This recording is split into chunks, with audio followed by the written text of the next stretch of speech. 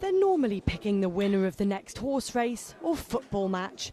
But with no end in sight to the US government shutdown, UK punters at William Hill are having a flutter on that far more serious subject. Graham Sharp, their media relations director, says they have two markets open.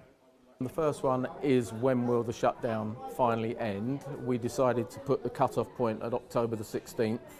So initially that was the hot favourite, that it would all be over by the 16th, but the odds on that have gradually lengthened. That's now 1-2 favourite, and you can now have 6-4 that it runs up to or beyond the 17th, which started out about a 4-1 outsider. So obviously as each day goes you trim the odds slightly. And the other market we put up is whether the US government will default on its debts at any time during 2013.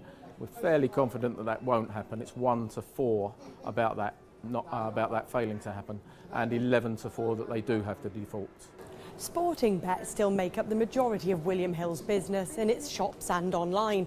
But in a world of 24-hour news channels, they say their customers are increasingly interested in having a flutter on political and financial events too. I mean, it's never going to rival our turnover on the Grand National, for example, and likewise even in political terms it's not going to rival something like the US election or our own general election, but at the same time it's a very topical interest, and it's something that is intriguing to most people, that a situation like this can develop in the world's most important economy.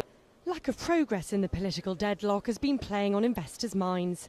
European shares hit one-month lows on Wednesday, attracting some buyers, but the shutdown kept a lid on gains. Nick Parsons from National Australia Bank says markets are also concerned how the situation could hit US GDP. If we assume that the shutdown is 3 weeks, that's 0.3 in absolute GDP terms. You then have to annualise it, so you multiply it by 4, and that's 1.2%. Well, that halves the growth rate that we saw in the third quarter of this year. Both sides know it's imperative to end the deadlock as soon as possible, but there are no odds on who will give in first.